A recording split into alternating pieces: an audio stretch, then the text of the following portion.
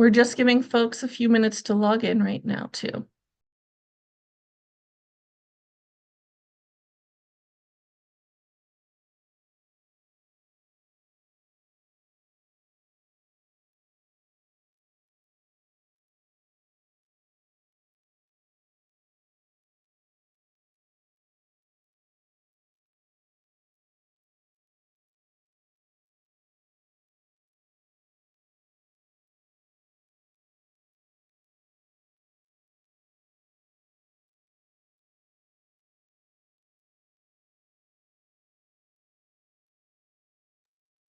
Thank you all for joining us today. I will now turn it over to our moderator, Dr. Carolyn Dressler, to get us started.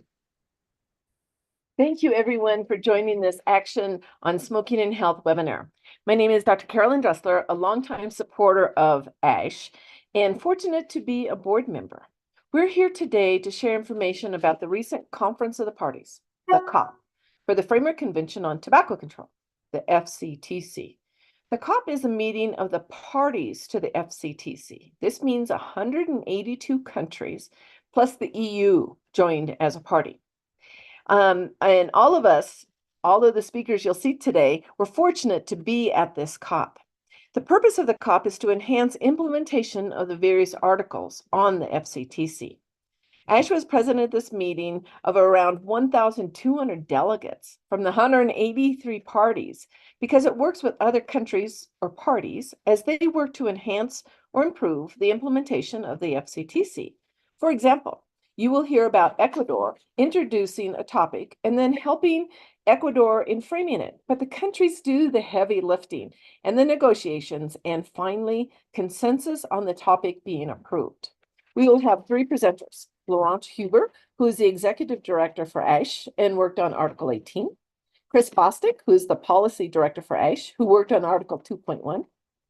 And Kelsey Romeo-Stupi, the Managing Attorney for ASH, who worked on Article 19 and the human rights. We will hear from each speaker, and then we'll address questions at the end. Kelsey, will you please start us off? Hi, everybody. Let me just get my screen shared here. It says it's disabled. Try now. Okay. Yep, I think I got it.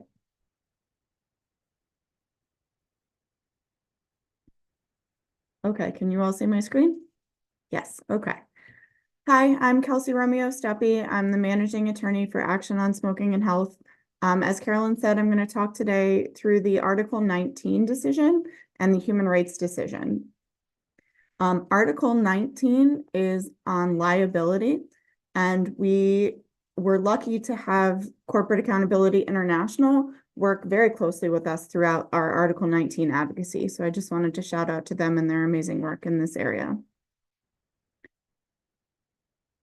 Okay. So we got an Article 19 decision. That's the first thing we should talk about.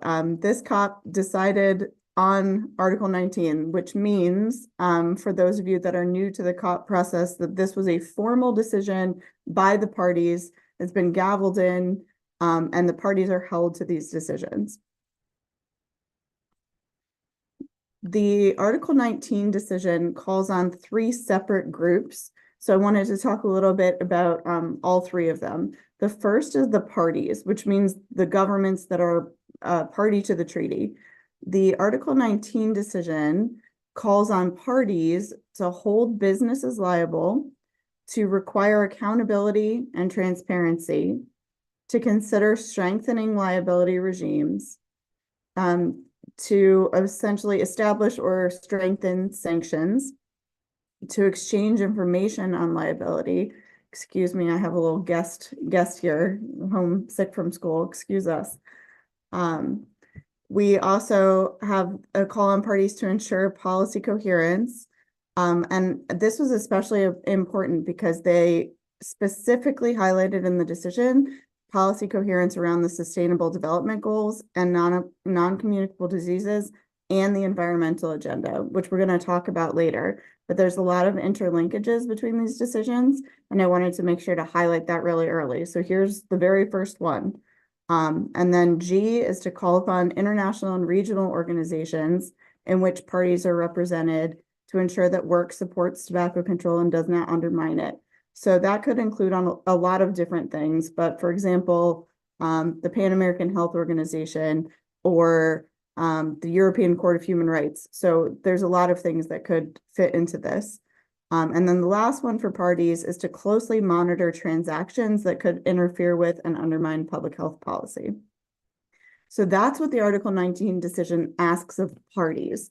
My next slide is what it asks of an expert group. This decision reestablished an expert group on liability. And we're going to talk a little bit more about what that entails on the next slide, so just bear with me, but it reestablishes an expert group and it calls on that group to review and collect information to strengthen criminal and civil liability. And it's important that they included both criminal and civil liability. Number two is to provide options for the parties to detect and counter tobacco industry efforts to evade liability. That's very important, I think. The expert group is also intended to support parties in collecting evidence to be used in tobacco-related litigation. And finally, to report on its work at the 11th session of the COP. So this will talk a little bit about what an expert group actually entails, but this is the third aspect of the decision, and it calls on the Secretariat. So it calls on the Secretariat with the guidance of the Bureau to create the expert group and to set out terms of reference of the expert group, which is essentially like a resume standard of the group. So there can be up to 12 members, and they need to have appropriate technical experience and as much regional balance as possible.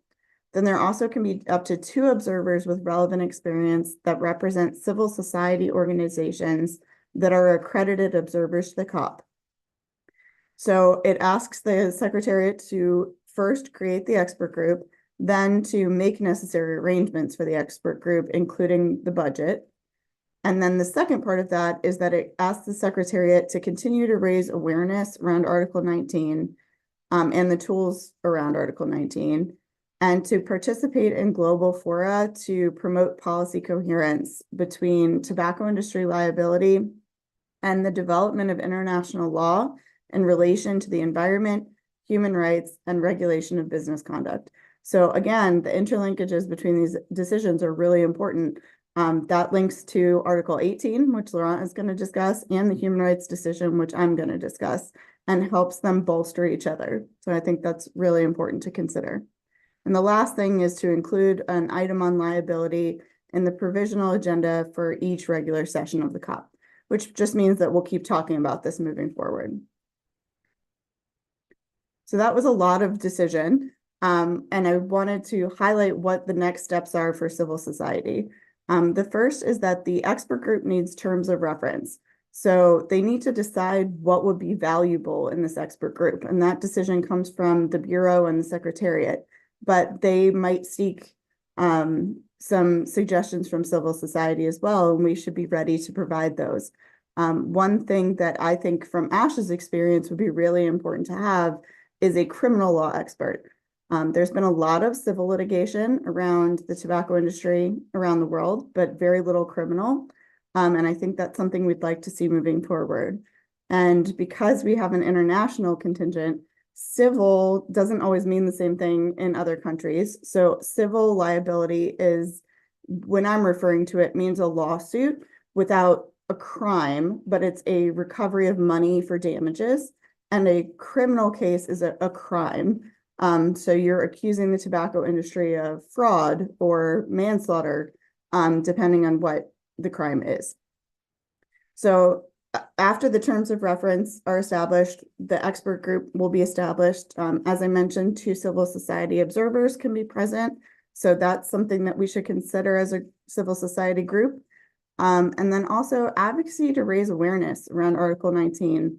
I think Article 19 is a pretty underwhelmingly implemented article around the world. And the more we can put together to share with countries, the better. I think a lot of prosecutors are very intimidated by this. A lot of lawyers are very intimidated by the tobacco industry. They have a ton of money and a ton of support, and the more support and evidence we can provide and share with them, the better we're likely to be. So in addition to next steps, I wanted to share some practical uses for this decision. As I mentioned, I think that the Article 19 decision this time includes a lot about maintaining information and sharing information, and it's hugely important because of the chill of the tobacco industry and the fear of going up against them in court. I think a lot of countries, and particularly prosecutors and lawyers in those countries, don't even know this is possible. A lot of you probably know, but I'm going to talk through it quickly. In the Netherlands, there was a criminal case a few years ago. The proposed charges were manslaughter, aggravated assault, and fraud. And it was huge public relations success. Almost 25,000 people endorsed the campaign, and then several other big organizations joined. So it represented over 1 million people. The judge ultimately agreed that the arguments of the plaintiffs were correct, but that the issue, should be referred to the legislature. But the action generated an enormous amount of publicity and contributed substantially to awareness in the Netherlands. A study found that 61% of the Dutch population now think that it's right that the cigarette manufacturers have been called to account. So I think we need to be able to share things like this with governments around the world so that they have the impetus to bring liability cases of their own against the tobacco industry. So that's Article 19. I'm also here today to discuss the human rights decision, which was another very exciting decision at the COP. And we had a lot of support with that as well. A lot of advocacy groups were working on this for a long time. First, I wanted to talk about human rights and tobacco briefly, what human rights are infringed upon. We often highlight the right to health, but also the right to life, the right to education, children's rights, and women's rights, among others, are infringed by the tobacco industry and the products that they manufacture. So this is a little bit of a background of human rights at COP because this decision was a long time coming. At COP7, there was a decision on human rights, and it re-emphasized that the enjoyment of the highest attainable standard of health is a fundamental human right.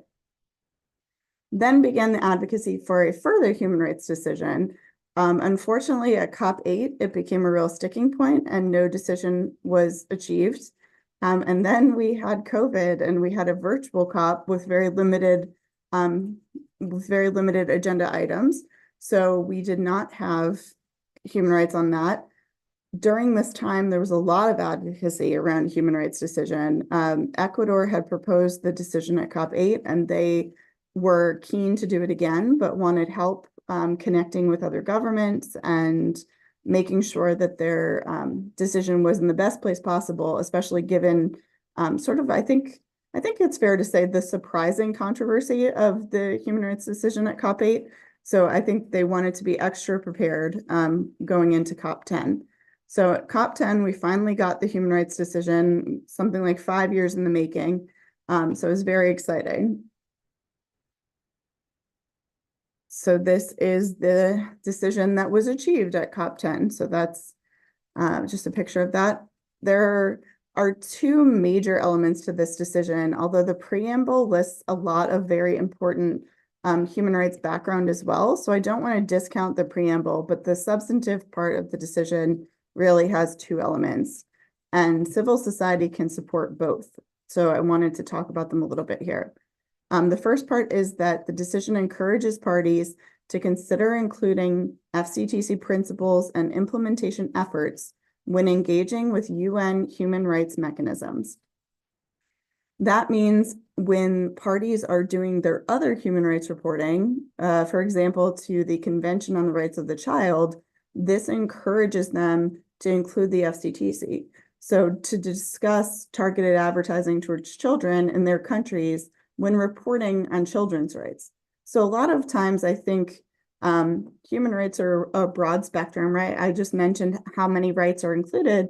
And a lot of times countries have so many things that they need to report on, and tobacco isn't included. So this is drawing to attention to them that they should be including that in other human rights mechanisms. This also requests the Convention Secretariat to foster coordination and collaboration with entities in the United Nations system pursuing human rights mandates in order to raise awareness of the importance of the FCTC implementation and the fulfillment of human rights. So this also allows the Secretariat to engage in these processes as well. So when the parties are submitting their reports, they might choose not to include tobacco, but this allows the Secretariat to highlight that tobacco and the FCTC when the countries are reporting for human rights or when human rights mechanisms are doing something new. For example, there's a draft treaty on business and transnational corporations, and the Secretariat has been involved in that in the past, sharing the experience of the FCTC and the tobacco industry with that, so they can learn lessons from the industry moving forward. And this provides for more action like that. Next steps. So the human rights decision helps allow for a whole of government approach to tobacco control, building on this decision. And I listed out some of the mechanisms that could be used here, but it's not meant to be exhaustive. There's lots of different ways this could be used. But one, they can include it in the Human Rights Council, in the Committee on the Elimination of Racial Discrimination, the Committee on Economic, Social, and Cultural Rights, the Committee on the Elimination of Discrimination Against Women, the Committee on the Rights of the Child, and other mechanisms such as the UN Summit for the Future, which is the United Nations reform process.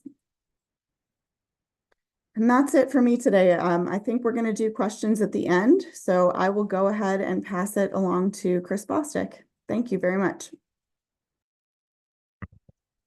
Great, thank you, Kelsey, and welcome everyone. It's great to see so many people interested in the FCTC. Let me just figure out where there it is. Share screen, and can people see that? Yep, okay, I see some nods. All right, I'm going to talk a little bit about the decision on Article 2.1. This is the title of the decision that was approved in Panama. International treaty language is not known for its prose, but it's very accurate. So the first thing I'm going to go over is what is Article 2.1, and people that have been involved in the FCTC for years and years can be forgiven for not remembering what this thing is until maybe 6 months ago, because it has never come up on the agenda and it's never been discussed at all since the original negotiations of the FCTC. So this is I'm not sure why it's coming out in little dribbles.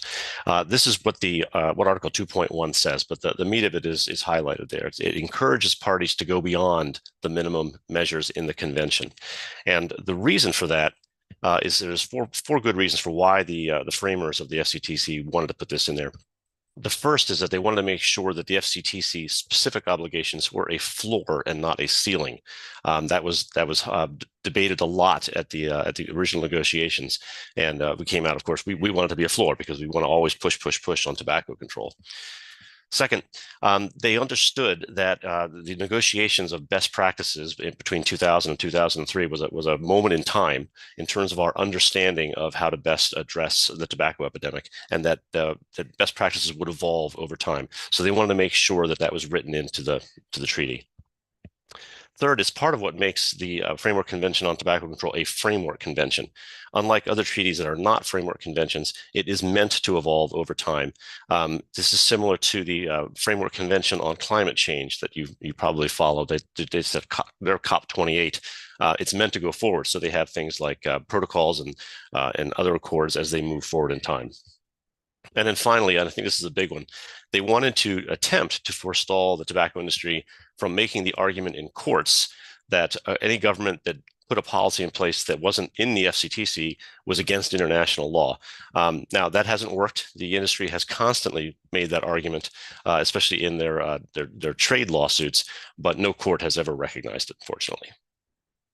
So what was the decision? It was pretty simple. It establishes an expert group to identify and describe forward-looking tobacco control measures and measures that expand or intensify approaches to tobacco control.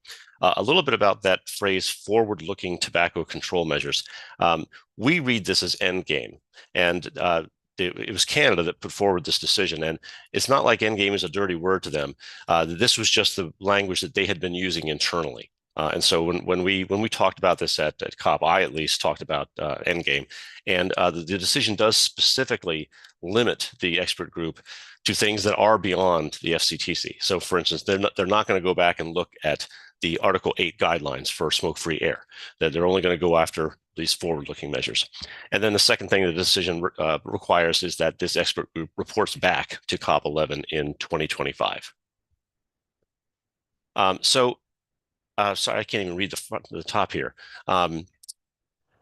This is what so the expert committee that's going to be set up, it'll have 12 members or up to 12 members from parties, and then 2 civil society observers. Those 12 members from parties aren't necessarily government officials. A government can put forward any expert that they would like, so that they can also be from civil society, including academia. And I expect that some will, because the real experts on this are not all found in government for sure. And then the Secretariat will establish the expert group under the guidance of the Bureau. And if you're not familiar, the Bureau is there's one person per WHO region that meets in between COPs to oversee the work of the Secretariat. So it's kind of like the board of directors for the FCTC. So the next steps, and these are all by the Secretariat. First is to set the terms of reference for the expert group, as Kelsey has already explained. I understand that they're hoping to do that by June. Then it will be recruit members, and recruit might not be quite the right verb, because it's going to be kind of a push and a pull. There will be governments that will put forward names. There will be other people that might request to be on it. It'll be a little bit complicated and behind the scenes, I think. So we won't necessarily have a lot of insight into how they get chosen. And then the Secretariat will invite the FCTC knowledge hubs and the World Health Organization to collaborate. If you're not familiar, the FCTC knowledge hubs are formal think tanks that have been created around the world on various articles of the treaty. So, for instance, one type of forward-looking tobacco control measure might be on tobacco product waste or environmental. And there's an Article 18 on the environment in the treaty, and there's an Article 17/18 knowledge hub. So even though they're not supposed to look at measures that are already in the treaty, those knowledge hubs have a lot of expertise that could still be valuable. So that is it. I put this here. I think Megan is putting it in the chat as well, and I'm happy to answer questions. And I will stop sharing and hand it over to Laurent. Hello, everyone. So I will be covering one of the decisions which address the environmental, and so I have to share my screen. The environmental impact of tobacco, and the article that deals with that issue in the FCTC. And just to clarify, it's obviously there's other important decisions that were being used slideshow that were addressed in this COP, but those were some the decisions that you're hearing about today. Those are some of the ones that were priorities for ASH. This is what you're hearing more about those today. And a key one for us was to address the article in the FCTC that addresses the protection of the environment and the health of people. And the health impacts of tobacco are always very well known, but they may be less well known is the environmental impact of tobacco, which take place, unfortunately, through the entire life cycle of tobacco products, from growing to the production of cigarettes, to the transportation, to the retailer, to the consumption and the disposal and post-consumption waste. And that impact is quite significant. Just in land use, more than 200,000 hectares of land are clear annual just to cultivate tobacco, and 4 million hectares of arable land are affected, particularly in food insecure countries. The impact on deforestation is also quite significant. More than 50 million trees chopped to cure tobacco, 600 million trees used annually. And that contributes to about 5% of global deforestation, I understand it could be up to 10% in low-income countries, so really significant. And it takes a lot of resources. For example, 22 billion tons of water, 84 million tons of CO2 are emitted annually. Also, so quite a lot of waste produced by tobacco production. 2 million tons of packaging in 21, and a lot of these packages, like cigarette filters, are toxic and hazardous waste, and cigarette filters are littered at a rate of 4.5 trillion biodegradable cigarette butts that are basically in our environment every year, litter in our environment. And those nicotine devices and the single-use nicotine delivery devices in plastic and the batteries are also thrown into the environment and polluting our environment. So the environmental impact is quite significant.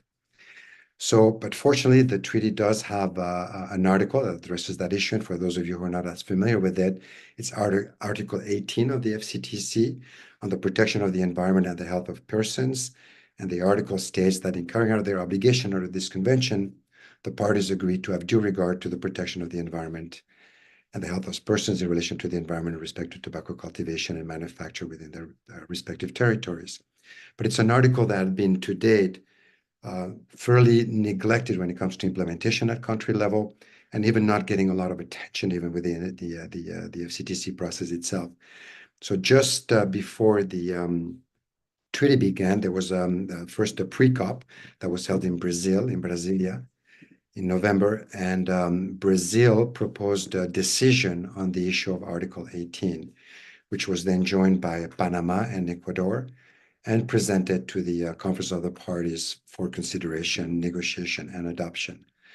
And fortunately, we were lucky that we had a very strong and useful decision that was adopted, and that can also help influence our environmental treaty negotiations that are taking place. So to give you a bit of a summary of what was in this Article 18 decision, I'm not going to go through all of the points, but it clarifies the environmental damage caused by tobacco. And what's important about those decisions that we need to remember, those are not technical documents developed, for example, by WHO or the Convention Secretariat. Those decisions are basically documents that are negotiated by governments, agreed through consensus, and then adopted through a consensus process. So they have, in a way, a lot of power because they're really part of a treaty negotiations. And the decision also recognizes that plastic cigarette filters are unnecessary, avoidable, and problematic single-use plastics that are widely spread in the environment, killing microorganisms, et cetera, et cetera. The decision also points to the of soil and water sources by waste from tobacco products, including electronic devices, including the cigarette filters, but as well as the batteries, cartridges, and so on, and metals. It reminds us also that the WHO, in a statement sent to the last round of negotiations, one of the previous rounds of negotiations, recommended an immediate ban on cigarette filters and vaporizers in its submissions to that to the Intergovernmental Negotiation Committee on Plastic Pollution. So that's a treaty to end plastic pollution that is being negotiated under the auspices of the UN Environmental Program. It invites countries, parties to use litigation to hold the tobacco industry accountable for the damage it causes to the environment. So it ties also to the Article 19 decision that Kelsey mentioned earlier. It also alerts us to the fact that the tobacco industry has had a tendency to use environmental platforms as part of its social responsibility campaign, and they've been unfortunately effective in using that to interfere at national level in the implementation of public health policies. So the decision also reminds us of that we need to, in alignment with Article 5.3 of the FCTC, which is the article that calls on countries to not allow tobacco industry interference in national policy, health policy. So it calls on countries to protect tobacco-related and environmental policies from the commercial invested interest of the tobacco industry or those who further their interests. It also, and then what's important of this decision, it calls on parties to do things. So there's not only a preambular paragraph, a preambular section of the treaty, but there's an operational part that calls on countries to do things. And one of the important things it does, it urges parties to take into account the environmental impacts from cultivation, manufacture, consumption, and waste disposal of tobacco products and related electronic devices, and to strengthen the implementation of Article 18. which is one of the least implemented articles of the FCTC.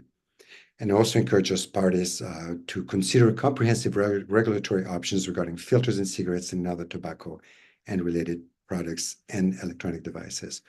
So this is really giving a strong direction to countries to do things around environmental impact of tobacco, cigarette filters, for example. And this is something you can use also at the local level to advocate for cigarette filter bans, for example. The Article 18 decision also reinforces that this decision aligns with the FCTC, with the principle and objectives of other international agreements, including the International Negotiation Committee of the Plastic Pollution, the International Intergovernmental Negotiating Committee on Plastic Pollution, which are the negotiating meetings where all the UN members meet to negotiate the treaty to end plastic pollution. So he points out to this work of this Intergovernmental Negotiating Committee on Plastic Pollution to address microplastics caused by cigarette filters, as well as ongoing global efforts in the development of standards for hazardous waste management under the environmental laws, and the fact that the FCTC has been already referenced during the UN plastic treaty negotiations. Some of you have followed this, but for example, the High Commissioner for Human Rights also made a statement at the first round of negotiations for the plastic treaty, framing the FCTC and Article 5.3 of the FCTC as a model that could be used to address conflict of interest in the plastic treaty negotiations. So in the context of, so we're very, very fortunate because we have this document coming out of treaty negotiations that took place in Panama, the Conference of the Parties of the FCTC, that can help inform the INCs and the negotiations for the plastic treaty. And some very, very basic things that we think are important. We need to make sure that the FCTC is included in the in this draft of the FCTC.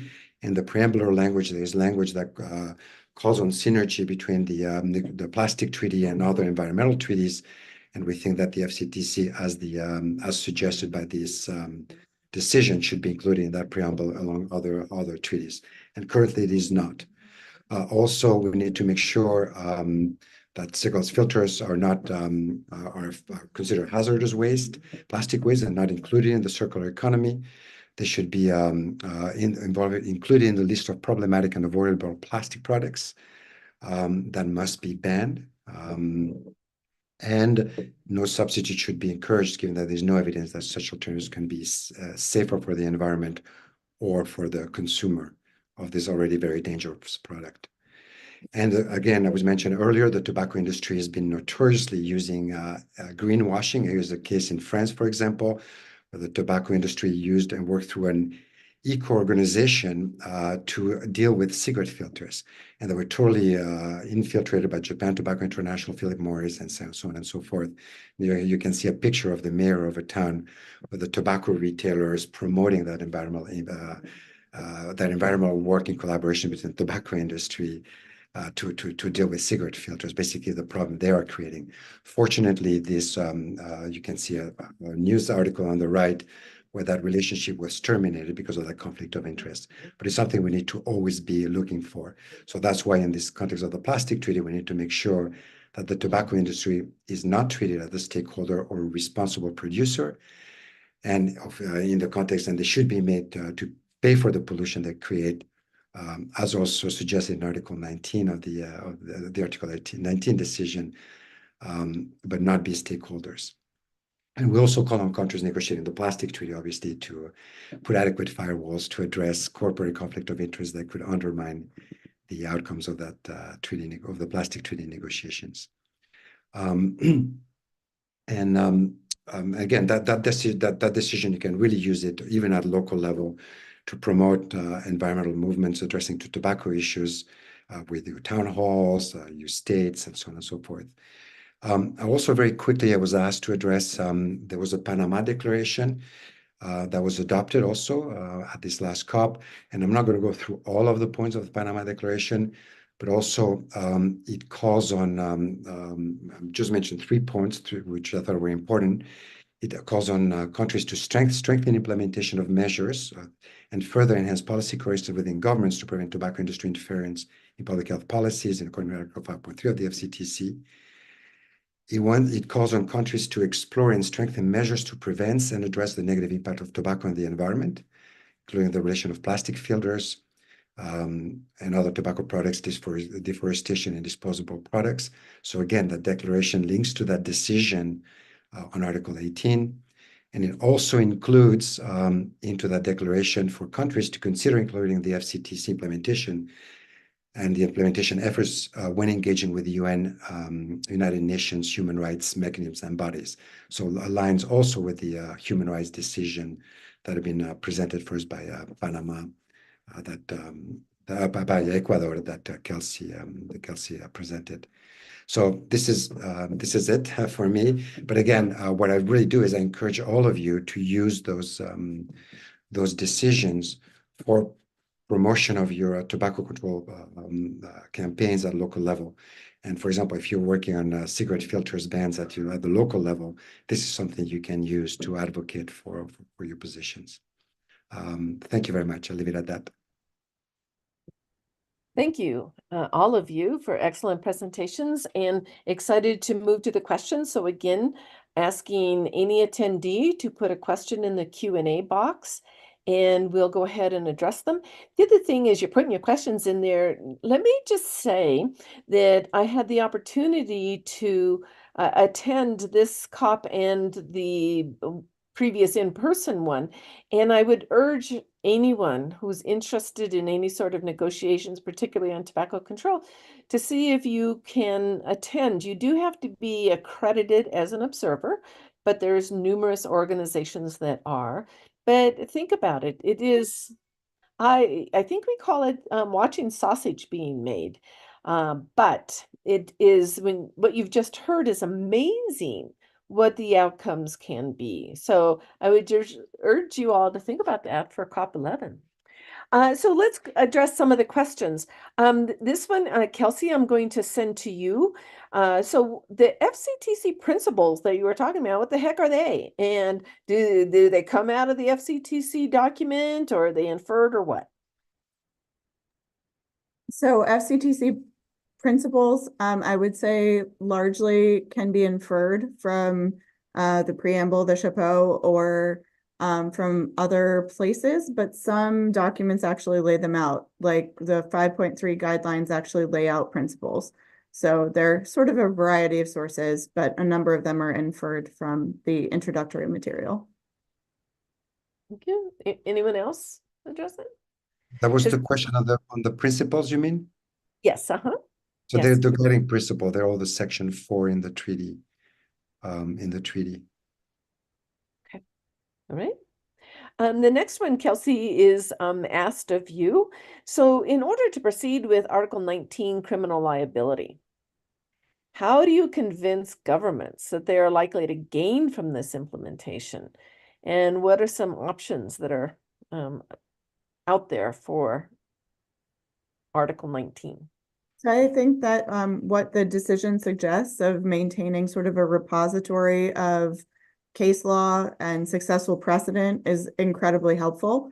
I think one thing that is helpful when we are discussing it with potential attorneys often is similar case law. So not necessarily from tobacco, because we're hoping some of this is cutting edge, but from things we can make parallels to.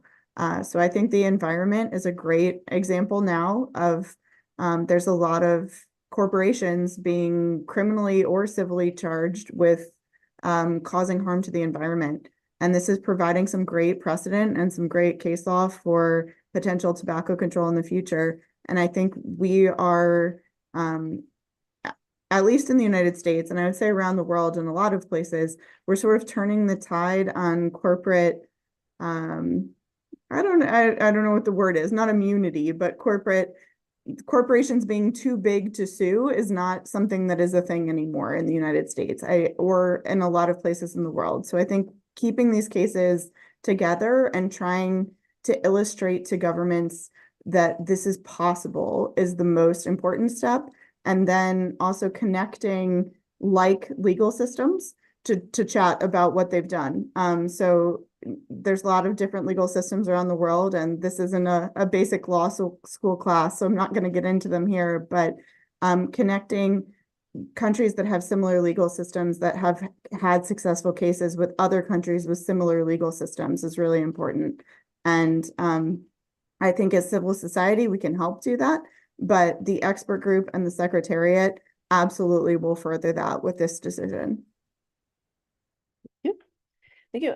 Chris, I'm going to toss this one to you. So it's talking about further looking. And so one of the comments that was put in here was talking about Uruguay and how they were challenged on their graphic warning size. Do you want to address that as a forward-looking effort?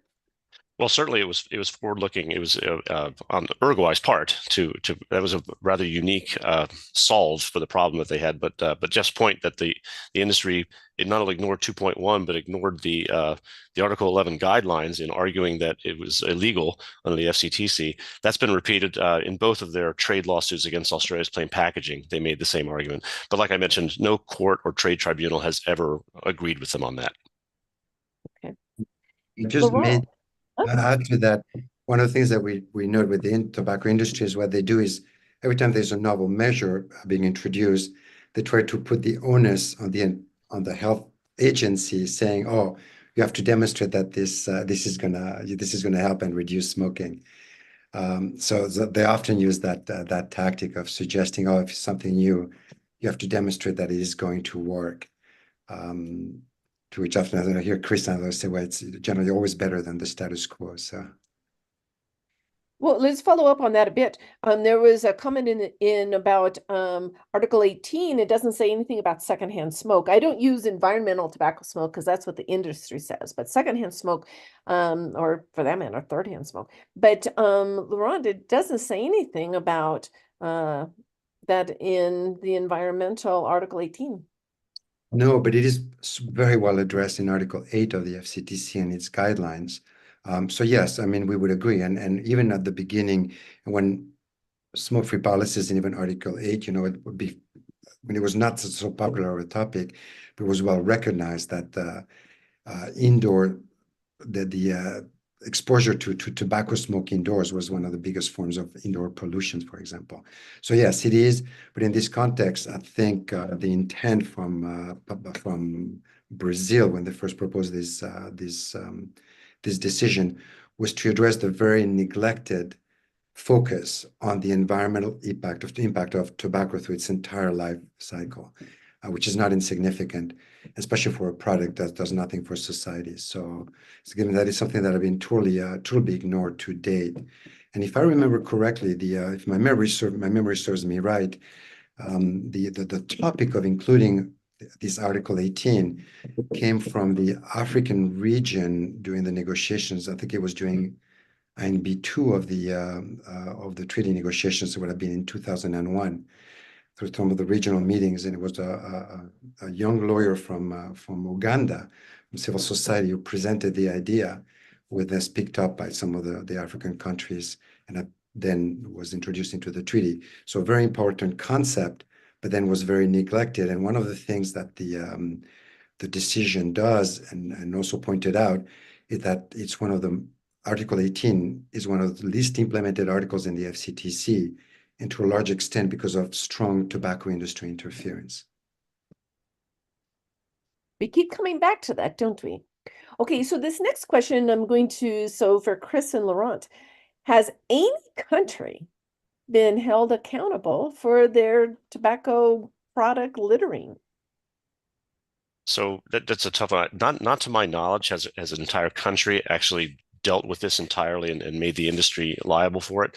But frustratingly, there have been several countries that have banned most single-use plastics, but not tobacco product waste. So we need to stop that trend.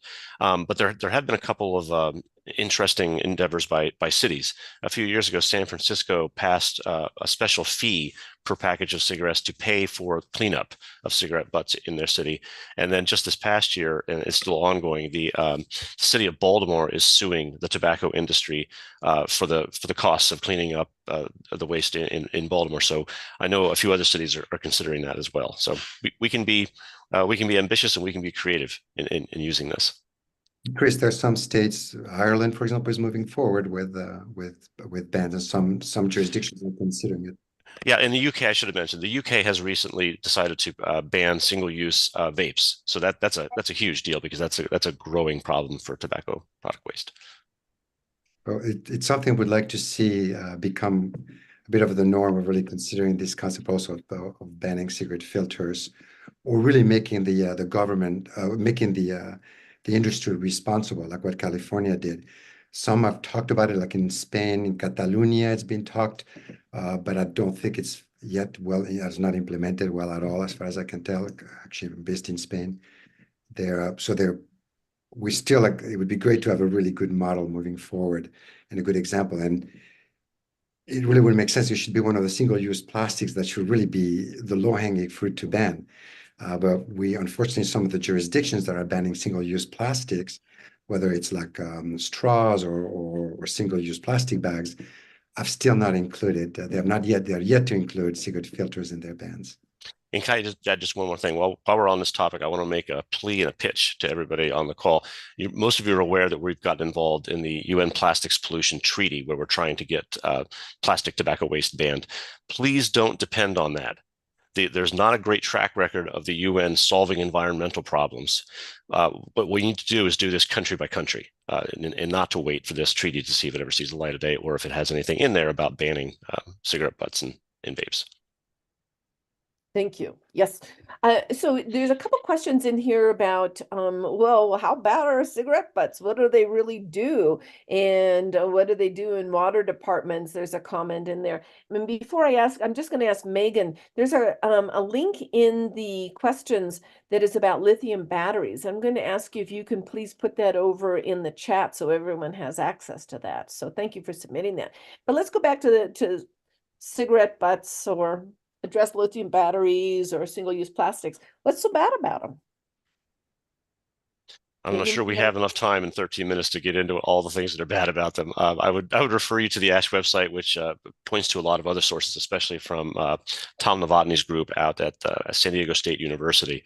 But just the sheer volume of cigarette butts is one of the biggest problems. 4.5 trillion are thrown into the environment every year, and they're full of toxins, and they're made of plastic. So it's the world's #1 source of trash and the world's #1 source of plastic pollution. Concisely put. Do not biodegrade. They're not biodegradable. Yeah. But most likely, also very likely to be discarded. Is one of the products that when they're being used, the tendency for the consumer is to throw it out. So despite having, for example, in Europe, I've seen, I'm based in Europe, and there are like, some warnings, not to throw it. And I see them all. I see the package and the cigarette filters all over the place. Or snus. Let's not leave the smokeless tobacco products out too in countries that have high use of that. So Kelsey, this one is for you. So is there a pathway for the criminal consequences for the tobacco industry that might be similar, if only to establish liability for firearm manufacturers? You see any cross reactivity there? I assume this question is coming from an American based on the question. In the US, the firearms manufacturers have a law that's specifically protective. Tobacco industry doesn't have that. So there's not an immunity clause for the tobacco industry. And one thing that we have discovered in our research and our several years of investigating this is that there are a lot of criminal theories for tobacco industry executives and corporations, and a lot of ways that they are not immune from criminal liability. And if anyone would like to discuss that further with me, I'm happy to touch base. For probably obvious reasons, I don't really want to get into our legal theories on this wide of a discussion, but I'm happy to discuss it more later. And can I just add that in addition to the similarity to some of the efforts for firearms, it's also very similar to some of the cases that have been launched against opioid producers in the United States. Which let's just note, the United States is not party to the Framework Convention for Tobacco Control. Do I say shame or embarrassment as an American? Okay, so here's another question that is in the preamble of Article 18 decision. Is that preamble also considered part of the decision, or how do you describe what that preamble is for Article 18? It's the whole thing is part of the decision. The preambular language is precedents, relevant decisions, or relevant information. So that goes in the preambular language. And the operative paragraphs are the ones that give direction to governments or the secretariat on what should be done in between COPs. So yes, the entire document is part of the decision. So the preambular language and the operative paragraph. So yes, they both are. The operative may be a little more powerful because it gives direction, but it's all part of the decision and all important. Thank you.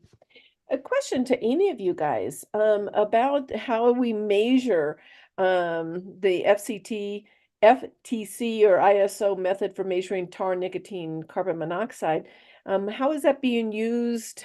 How is it referred to as part of the FCTC? And is everybody moving to the more accurate WHO intense method? Anybody want to address that one? I have to say I'm a little bit ignorant in terms of how many people have moved to the new testing method. Kelsey, correct me if I'm wrong, but I believe that was part of the fraud case in the Netherlands. They were pointing out that the industry has doctored their cigarettes to make them fool that old style machine. But no, I'm afraid I'm just not up to speed on that. Yeah, I would agree. I don't know, but yes, it was part of the case in the Netherlands about the case there was that the testing machines weren't covering the holes of a cigarette that a smoker covers when they smoke. So the testing machine was getting much more air through and then much less toxin. But I don't know how many have switched. I don't know. I know the expert group for the WHO has recommended to not use the fraudulent ISO method to move to this more intense method. But I suppose it depends on what the purpose is that those testings are being challenged. So how about this question? Are animal rights included as part of the environment? You know, secondhand smoke, it's our pets also. Is there any commentary on that in that environmental? Absolutely. Now, it doesn't appear in the FCTC, but certainly in our advocacy, especially around the plastics treaty, the harm to the environment and to animals is front and center. I will say that animal rights are not a recognized human rights, so that would have to fall under right to the environment. So I think that's exactly right. Thank you. Thank you. How about this one? Laws and rules on paper are lovely, but what enforcement method do countries have? Who wants to take that one? I can start. Part of why the human rights decision is so important is so that other mechanisms can be used. Other human rights bodies have a little bit more of an enforcement process. When countries come up for a report before the Convention on the Rights of the Child, for example, they have to report every 5 years as part of their treaty obligation. The committee hears them and responds. So there is sort of a naming and shaming aspect of that. And it can go back to the government a little bit more with the concluding observations from those committees, going back to the government, requesting things like full implementation of the FCTC or full implementation of specific articles of the FCTC. So the human rights decision, I think, helps to reinforce the enforcement mechanisms that do exist in the international community. I'm sure Chris and Laurent have comments as well. Well, I just want to make it clear that the FCTC by design does not have an enforcement mechanism. That's not true for all treaties, but it is true for the FCTC. So one of the parties can't accuse another party of not living up to its obligations under the treaty. There's no mechanism for that, and there's really no mechanism for even the Secretariat to point out where countries are failing. They take reports and they just sort of have them. But that's one of the reasons we got involved in human rights, is because they do have enforcement mechanisms. And I would also point to then Article 5 of the FCTC under the general obligations that as countries really should develop and implement, update and review the comprehensive multi-sectoral national plans. And there's a number of segments of this article that I can see could be helpful because, for example, often lack of enforcement because of lack of resources, to the FCTC implementation. So, for example, Article 5.6 could address that. But really, I think the challenge is this lack of whole of government engagement in implementation of the FCTC. And that's why those decisions, for example, are so important because they keep on reminding us that the FCTC is the key tool to achieve a number of national objectives as well as global objectives. Let's remember that the FCTC is included in the UN Sustainable Development Goals. In the 2030 Development Agenda, there's a target, a specific target that calls on countries to strengthen the implementation of the FCTC.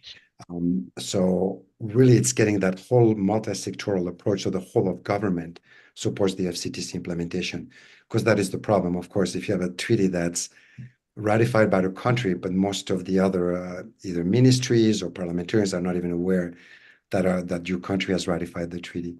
So I think if we work on that multi-sectoral whole of government engagement, we could really increase with some of the challenges we have with the FCTC implementation. Okay, we have 4 minutes left. I am going to, there's a few other questions that we've sort of addressed, but maybe I just ask the participants to say, okay, what next of the different articles that you were talking about? How are we going to implement them? Let's start with, first speaker was Kelsey. Kelsey, you want to go first, then Chris, then Laurent? So for Article 19, I think the expert group is the next step. Getting it together and then seeing what they can do for Article 19. I think for human rights, now is the time as civil society to make sure that this human rights decision gets shared with all of the different human rights mechanisms. It's a big system and there's a surprising lack of coordination across the system. So I think that's really our job as civil society, is to make sure that the Convention on the Rights of the Child knows about this, CEDAW knows about this, the Office of the High Commissioner on Human Rights knows about this, and ASH is working on that, and we would love your help and your support. So we will be sending out emails, so look for emails from me. I know you all get them very frequently, but there will be more coming. Thank you. Chris? So first, like I said on Article 18, for Article 2.1, don't wait for this expert group to come back to COP11. Every country in the world already has the right to do endgame policies. They do not need a green light from the FCTC process. I'm not trying to belittle the decision. There were some of us in tears when that decision finally got gavelled in, because it was so important and it was so inconceivable, even at COP8, that this could even come up on the agenda. So it's just a sign that the idea of endgame policies is so normal now that it's even in the FCTC. But please don't wait. Work at your local level to get endgame policies passed. Laurent? Ensure that you disseminate information about the Article 18 decision to all of the environmental agencies you work with, whether at the local level or whether they're the people who are going to be negotiating the treaties, the UN treaties. So whether it's the negotiators that go to the INCs for the treaty to end plastic pollution, the negotiations of the UN Framework Convention on Climate Change, the desertification negotiations. There's in Spain, in April, there's an UN Ocean Conference, for example. We need to make sure that the negotiators, the governments that are there, are aware of this decision, also shared with all the environmental groups that work on environmental issues, given that it's a very useful advocacy tool we can use to advocate for all of local as well as national governments to really address the environmental impact of tobacco products. So we have to make sure that this decision does not sit on a shelf, but is really used to advocate for not only a healthier, but an environmentally healthier world.